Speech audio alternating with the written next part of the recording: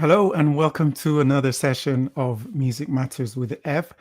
And I am pleased to have in the studio for this interview two incredibly gifted musicians and singer-songwriters. And they are also record record holders as well. So we welcome Wooden Elephants, otherwise known as Robin and Matt. Hello. How are you? Good. How are you? Good, thank you. Welcome to this session of Music Matters with Ev. And do you know why you're record holders? No, I was wondering about that when you said it. I was like, "Ooh, what we got?" You hold the record for the most people tuning into the interview as it's live Oh yes. Was that this time or last time? on this channel last time. And I think the record was 4 people or 5, I'm not sure. But you had the most. And already you're just about to equal the record. Mainly thanks, Greg. I'm guessing. Hi, Greg. Which is fantastic. All right, so we are here to wait. It's been yes, it's been over a year. Yeah, it was pretty much a year. I think it came up on my memories thing the other day. So Yeah, it's been over a year and you've been busy. And we are here to talk about this. and we've got your copy. We brought ours too, just in case. For those who aren't familiar, this is their latest album. When was it released? March. March this year. The instrumental album entitled Strings and Hammers by Wooden Elephant. So, first of all, I must congratulate you on the production and the launch of this album, because in any climate, musical climate, this is a huge feat. Thank you. Thank you. Oh, yes. And it's also very, very cool to have a hard copy. Yeah. Yeah. We So- searched for ages to get the physical copies because we tried to make the releases eco-friendly as possible as well. So the website it's Band Covers, which is like a smaller UK company that made the albums, and they're made from recycled egg cartons. Wow. So And I'm gonna show one of the cool parts about this hard copy is the fact that it looks like you're holding a vinyl or a vinyl record, small vinyl record in your hand. When was the last time that we did that? Well, vinyl's really hard to get a hold of now, isn't it? So it's really expensive to get anything made in vinyl. But they had the option to mimic it, and you were like, we have to do that. Yes, very, very cool. Very cool. So thank you for that. And I also want to congratulate you because when you think about the instrumentation, guitar and piano is not easy to mix together, I mean, in a project. Yeah. So I was not surprised, but I was. Because I wasn't surprised because I know you two, I know what you're capable of. But when I was listening to it, I was thinking, wow, they have definitely made it work. You made it work. And that's an incredible achievement. So well done. Well done. I'm sorry that I haven't, as I was explaining to another interviewee, oh my gosh, you've got the record back again. There's 5. Thank you for joining. As I was explaining to another interviewee, I want to have the facility where I can play the music at a good quality during the interview as background. And I haven't managed to work that out yet. I know that if Matt was with me, I'd have probably worked it out by now, or he would have probably worked it out by now. But in the future, it will be that way. So they're just going to have to take our word for it and go and buy the album. We will put links in the comments when they're on to the Bandcamp and also to T-Mill, which is where we get t-shirts made. And you can also go to our YouTube channel. We have the full album on there if people want to have a brief listen beforehand. You can also listen to it on Bandcamp before purchasing as well, so you can hear it first. And I'm reaching for my phone because you have you've broken your record. Woo! It just went up to 7. Now it's gone down to 6. So I'm just gonna take a snapshot before it goes, just in case it goes down again. So just hold me. I mean, we shouldn't be doing this on live on air, but it's gone down to 5. But that's a record anyway. So it's because you're taking a picture of it running now. All right, it's probably go back up again. Oh, it's gone back up to 6. Good. All right, so let's get on with the interview, shall we? Instead of all this ancillary stuff. Tell us about, first of all, is this what you've been working on since the last time we had the interview? Yes. Yeah. I think we just started thinking about it. We'd finished recording the music of it last time, I believe, but we hadn't, we were busy finishing the mixing and the mastering and prepping all the album artwork and all the music videos and all the stuff that happens after you've got the original music written. So we were on to all the tough nitty-gritty bits.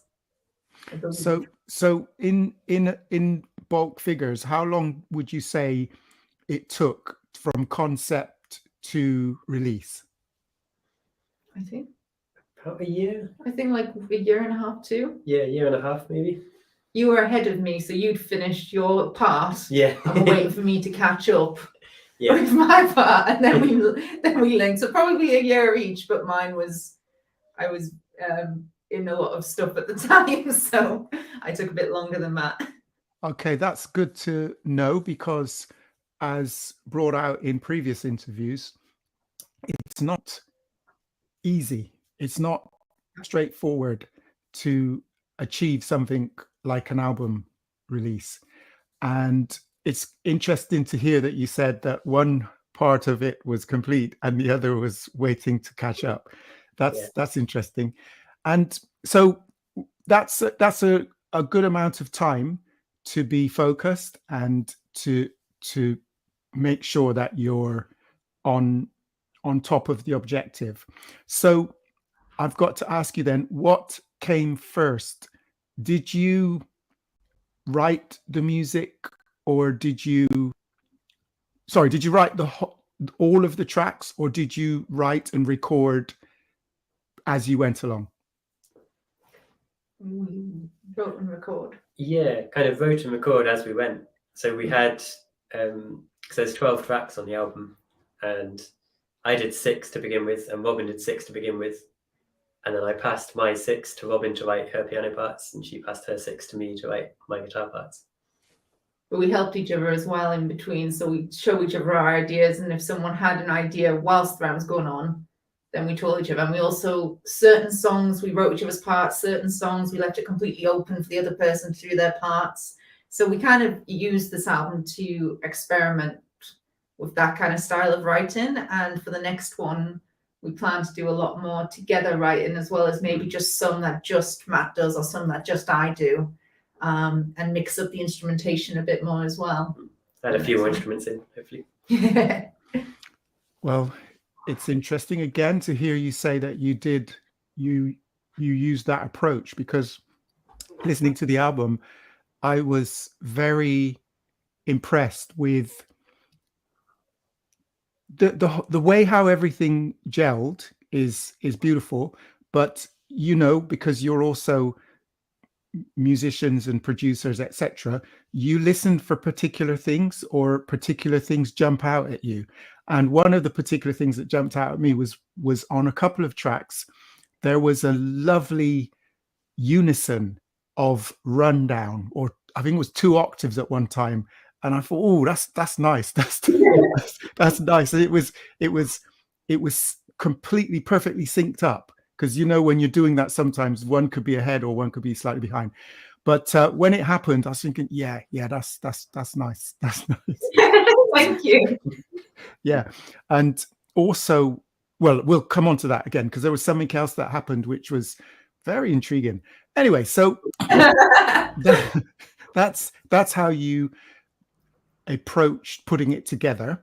And then was it a Wooden Elephants production entirely? And the mix was, and then we got it mastered by our friend Dave Hicks. Yeah, Dave Hicks is an amazing musician who lives up north where I'm from. So he has his own home studio and everything as well. So generally with all of our music is Matt does the main mix and we record it all ourselves and everything like that. And then when we're finished, we send it to him and he does the final master to make sure all the tracks, you know, bounce down to the same level and reverb and everything. That's very, very cool, because one of the things that I was most impressed about, and that's why I said it's difficult to combine guitar and piano. What I was most impressed about is the level, the level of the mix, the level within the mix, if that's the right way of putting it, because you know that you're listening to, they're both what I call polyphonic instruments.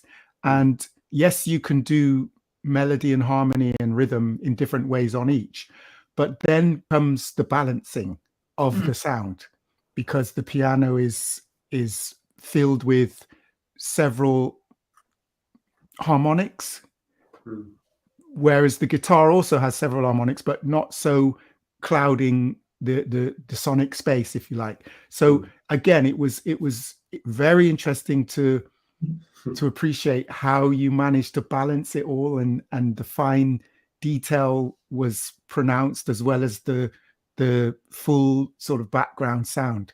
So again, it's just awesome. It's just amazing. So you've really achieved something incredible. And I'm just trying to get people, go and get this album, because you need to understand. You need to understand what we're talking about. We used because obviously we both did music tech at university as well, and definitely for me, when I was writing parts, I was always taught, you know, make sure you use the full instrument. There's no point in having all those notes if you're not going to probably use them. Obviously not all in the same song, but what we tried to as well, which would have helped with the mixing, because obviously it starts from the writing stage, and that's making sure, you know, the piano and the guitar weren't necessarily always on the same octave. So say if Matt was playing in middle C, I would jump up to 1 or 2 octaves higher on the piano on the right hand, and obviously same with the left hand, we were going as far into the bass on piano as you can, to obviously make up for the lack of any other bass instruments. So the piano had to really go for that, and doing that makes it a lot easier to then EQ, because you're not sat on top of each other. Absolutely right. And there are a lot of future musicians and artists and producers who should be listening to this interview, because what you have just revealed is priceless. It is priceless. So thank you for sharing that. And oh my gosh, it's so priceless. Your watch count has gone up to 9. So it seems like the word is spreading. Okay. So yeah, that came across definitely what you're saying. We could hear that, and that's very, very clever. So well done. And so then, what about the name of? Oh my gosh, 10. What about the name of the tracks? The name of the tracks, and where did the tracks come from? The ideas for them. Do you want to go first? So with the names, we finished everything musically, and then we listened back to the start and end of every song and made sure, like, put them in an order where each one would flow into the next one.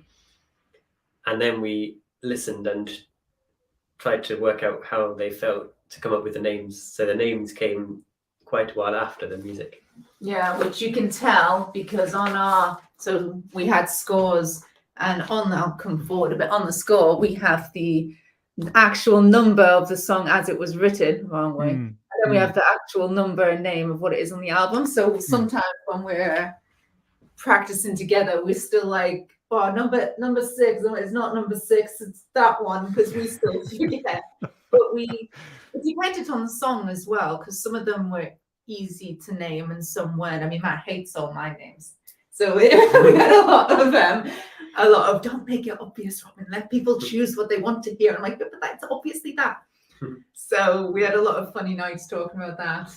We wanted the names to have an image but not be prescribed, so they didn't tell you what to feel, but they had imagery within them. Yeah, so it's like when we were writing, I mean, especially for mine, there was normally something going on in my head personally writing it, but we didn't want to make listeners have the same view we did. We wanted to make it quite open. So it's like, you can have this kind of idea, but see where it takes you. And we got a really nice letter from Matt's aunt, Anne, today, and she'd listened to it all, and for every song she'd written what she saw, which was super. We've never had anyone do that before, so that was really sweet. Well, it's interesting you mentioned about image, because as you know, as human beings, we think in images. And when listening to music, you've accomplished something, because the music itself creates an image. And I was listening to it and thinking that this could be, the term incidental doesn't give it credit, but it definitely music that you can put to a video or a film. Like soundtrack music. Yes. So again, well done, because that also is, if you can get the right connections, it's very lucrative. But you're definitely capable of producing soundtrack music. And if I was involved in the film industry, then I'd be saying to the director or the producer, hey, you need to listen to this album. We need to use one or two of these tracks in this film because it's good. Okay, so that brings us on to now. We're just trying to get a feel for your approach. And when you came to play the actual parts, did you play them and then score it, or did you score it and then play what you scored? We did opposites, didn't we? Yeah, I generally scored everything. So I wrote it by playing it in sections and then scored it all out, linked everything together, made sure everything worked, and maybe made a few edits, and then learned how to play it based on the score. And I definitely played it all and then tried to work out what I'd done to put on a score so you could see what I did to know what you were going to play to it. I'm glad you both said that, because I thought it was only me who learned from myself.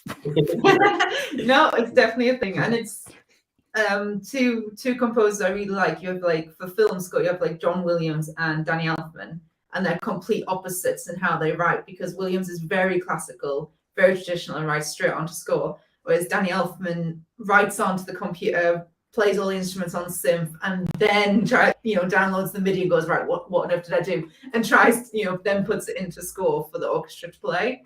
So it's like, there's two completely different ways, and there's more ways as well. You can just write a theme and then write that theme and then record from there and things. But yeah, we kind of, you definitely recently have been writing straight onto score using Muse Score is what you're on. And I find it quite nice to have a harmonic framework, even if it doesn't stay like that. It's somewhere to build from. Okay. Yeah, with handing me scores and me saying, Matt, my hand is only this big. How do you want me to get to that note? Excellent. What about, I'm going to talk about, there's a track, I'm trying to remember which one. I think it was Midnight Past. Oh, yes. All right, I'm listening to this track and I'm thinking, they have combined a minor with a major at the same time. I'm thinking, okay, I must ask them about that. Am I right? was you. Yeah, that was me. So as Matt said at the start, we each are the main composers of 6 tracks each. That doesn't mean that the other person didn't compose, because as I said, sometimes we wrote Jim's parts, sometimes it was completely, this is a chord progression, have fun. I think we both did it where we both wrote like 2 songs, and then we were like, oh, let's challenge ourselves to write in other styles. So on our release party, we played a game where we listened to the full album and everyone had to guess who was the main composer, because we completely messed up our traditional styles. And Midnight Past was one of mine, and I challenged myself to write a tango, which I've never done before. Hence why it's probably very, very mixed. So I just spent ages watching YouTube videos and reading up on what progressions do tangos use, what rhythms do they use, and then obviously it'll still come out kind of Robinified in a weird Robin way. Because I don't tend to write straight onto score, I play and it's just what comes out and what goes together. So I'm not necessarily thinking about what each one's doing. I'll go for the sound. Obviously, and the basics are going on in my head all the time. Well, obviously, don't play that with that. But then on a tango, you do play that with that, because it's about the clash and the fast resolves. So I guess I mixed it up big time for it. No, it's very clever, and I heard it. Obviously, it happens in music, but you don't sort of notice it too often. And I heard a singer-songwriter do that a few years back, and it's just one of those things that they say breaks the law, or breaks the way you're supposed to, the way or it's expected to be. Theory, isn't it? That's right. It's respecting and knowing music theory exists, and obviously you learn it all, you know exactly how to do all the music theory, but it's choosing when to obey it or not. And a musician we both really like is Jacob Collier, who, if you haven't listened to his stuff, definitely look him up on YouTube. He's amazing. He does that a lot. He messes with different harmonies and all of that. But you also as well, because on Midnight Past, I gave you every theme that I'd played, because obviously the tango has to be quite linked. So I wrote down every theme and sort of gave you an idea of repeat here, or see if you can do a variation on it here. So you probably also did some cool harmony stuff that I wasn't aware of. From what I remember, I was kind of staying away from the thirds and aiming more for minor seconds and ninths and stuff. So almost non-tonal, not major or minor, just kind of staying away and leaving what Robin had already written as a framework and just adding to that. Very good, very good. Okay, so I've got to ask now. So Midnight Past was one of your inceptions, Robin. Oceans and Oceans, whose is that? Good. I'm glad. I'm glad because because all of the tracks have got very individual characteristics, and those 2, I don't like to choose a favorite, if you see what I mean, because all of it is good. So I'm very much like that in life. I don't tend to have a favorite this or a favorite that, because you can find a reason to like anything, and it just depends on the mood and the occasion or the experience or whatever. But I will say that Oceans and Oceans and Midnight Past, if there were favorites, only those 2. But the rest is equally as magnificent. So well done.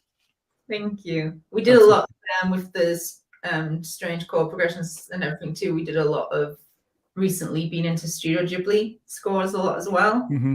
Sort of looking into the scores, the typical scores in Asia, because you generally use a lot of a much different chord progression than Western music generally uses. So in quite a few of them as well, we've experimented with different countries' main chord progressions as well. So there might be some interesting harmonies happening. No, it's very good. It's very, very unique. And for me, the 2 things that stand out is the quality of the production, and the fact that you have you've stretched your creativity to ensure that two polyphonic instruments can play in the same soundscape and not get in each other's way. That's very, very, very, very accomplished. So well done. Thank you. Thank you. I that's what I wanted to say about the album. That's what I wanted to say, and I wanted to find out from you what you wanted to say of the album. Anything else you want to share with us? I guess to say, first of all, the artwork was designed by a Canadian artist called Sandra Trubin. So if anyone really likes that, she has an Etsy page. Yeah, that's the original there. And obviously it's the one that's on the album. And it's on, we have t-shirts from T-Mail, so it's all over the t-shirts. But if anyone, obviously, if you super like this design, you can get a t-shirt from T-Mail. They're 100% cotton and UK made and everything. But the artist herself does really cool design. We're the first album she's designed for, and she was absolutely amazing. So if any other musicians like her artwork, she's very nice to work with. And if anyone does like her style, she does like animal portraits and all sorts. So I'll put a link in the comments to her Etsy as well, just in case, because with that album artwork, we're obsessed with, aren't we? Like it wouldn't look anywhere near as good. And we still did obviously the actual full album. So she gave us the elephant and we did the rest, but she also gave us all the spots at the back, which I resized to do all the bullets on it. So she's just really good. So definitely look her up if you need some artwork. Excellent. So are you planning to tour this album at all? We're trying to work out where it would be suitable to play. When you the issue of being unique, as you say, is that we don't fit neatly into a genre, which makes it difficult to get played. Like, so on Spotify, for example, obviously we're trying to get into playlists, but what playlist do you put us in? Because we're technical, like math rock, but math rock generally needs to include an electric guitar, so we can't class math rock. We are not technically classical, and I think a lot of my classical friends would kill anyone who said that we were. We're not. It's not a classical album, so it can't be classed as classical, which is what if you buy it on iTunes, that's what it classes it as, but technically we're not. So what do you class us as? That's kind of a question for anyone watching as well. What would you say we are? It's very difficult to get onto a place. We are trying, and we are hoping to film a live set to go out on YouTube. So we're preparing a set to play live, which we also really want to go to some open mic nights with. But the issue we have is I currently don't have a gigging key set. So obviously I need to save up to get a keyboard I can actually gig with. So we're sort of also limited to anywhere where someone else would bring keys, or if there's a piano there. Obviously, we do have our EP, which is all acoustic guitar. So we're going to mix and match the EP and this album together when we play live. But we really want to. So if you can find anywhere for us to play it, then you can tell us. Okay, well, one of the things that I suggest is when you find yourself uncategorized, as it were, this is an opportunity to start off a new category. And so what I suggest you do is you look at a combination of things to fit your instrumental work to. And just thinking off the top of my head, if you do artwork or if you do video, then you organize an evening with wooden elephants where you display your artwork, you display your video, you display any other creative activities that you do, and then you play the instrumental at some point during the evening, or some of it. On your own gig. Yeah, absolutely. I've seen someone do that. There's a lass called Pearl Love who's a singer-songwriter, and she's, after COVID, because obviously everyone's still a bit worried about going to clubs and bars and things, she's been doing some home gigs down in Devon. So it was something I have been considering. Yeah, anything is not, I mean, some things are still ridiculous, but the way how social media is developing, nothing's ridiculous. And if people can sell certain smells in jars on eBay, then there's nothing stopping anyone from doing anything. So be as crazy as you want or conformed as you want, and do your own thing, because you have something worth listening to. And it's almost like an evening with wooden elephants. You've got enough material to entertain people for an evening with wooden elephants. So you don't have to worry about running out of content. You just need to make sure that you can keep the engaged, focused attention. And I'm sure you can, because there's other aspects that you are creative in. So that's what I'll be looking for. Wooden elephants coming up soon. Definitely.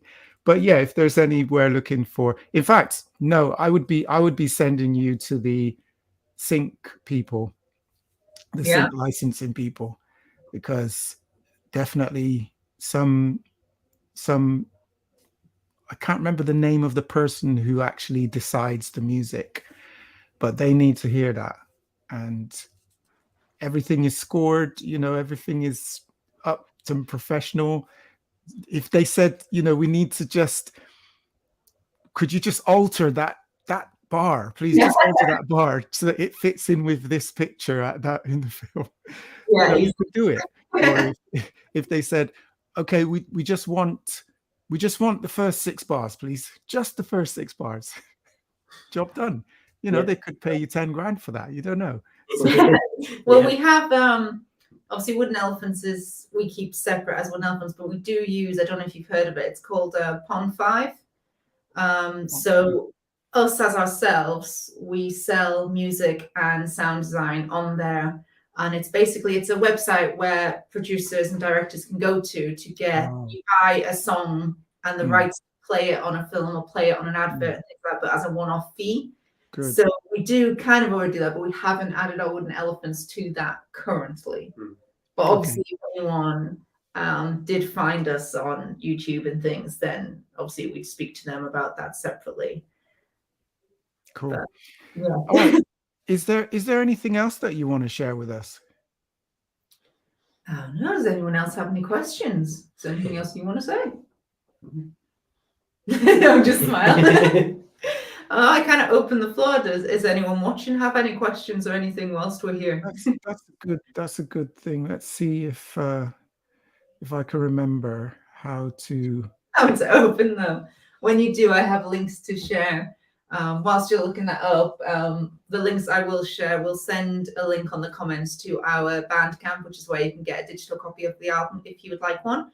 We'll also put on there a link to T-Mill, which is where you can get the t-shirts if you would like a t-shirt of Sandra Truman's amazing artwork. And if you want a physical copy, we are super old-fashioned, so please just send us a DM, like a private message or a comment saying you want one, and we'll discuss it with you on how to get it to you and things like that, because we're old. We haven't sorted how to do that bit online yet. And we are also on Spotify and Tidal and on YouTube as well, so you can listen to it in many ways and enjoy our filming, because I guess Connie and Chris would laugh at us because when we play, we sit and play. So enjoy those music videos of us playing. Okay, right. Well, I've got a question from... Oh, yeah, Connie. Someone, yes. Would you ever collaborate with other artists or musicians? Definitely. We always try to. I mean, on some of our older things, we've always used Phil Wadey for bass, who's one of our close friends. He's in a band called Divian, which is with Matt and also Void Titan when they get up again. They had to stop for quite a while due to COVID. And we also always play with Matt's brother Chris on drums. So whenever we need percussion, he's always there. But we're trying to get our friend to play cello again. We're trying to make her fix her cello because we think that would be amazing to go on the next album. But definitely, if there's any collaborations anyone wants to do, please message us. We always message and ask people to be on a video with us and da-da-da. So likewise, if anyone wants us to join, please feel free. Okay, can you read what she said? That's a hint, yes. We heard you, Connie. We'll think. Okay, that's cool. She said it's an awesome album, guys. So that's nice. All right. So any other comments or whoops, I've just grazed the microphone. Any other comments or things that you want to share with your audience of 10, 9? I guess 2 fun things, I guess, would be people who know us outside of music know we're also bookworms. So a game you can play when you listen to this album is seeing which ones are linked to books and what names are based on books, because there's quite a few in there which are based on a book. And also play the game we played at our album release, because it's quite fun trying to guess who originally wrote each song, and let us know who you think it was, and we will respond and give you guys a mark out of 12 to see which ones you got right and wrong, because it's quite fun. Even I forget sometimes when I hear them whose it was now. I'm just writing that down because that's a good game. To have your own game later. It's very fun. There's some tricky ones in there because we, as I say, we both wrote like 2 in our normal style. And then we sort of decided to challenge ourselves, which also kind of meant we crisscrossed into each other's comfort zones. So some of them might sound like the other person, but it's not. Okay.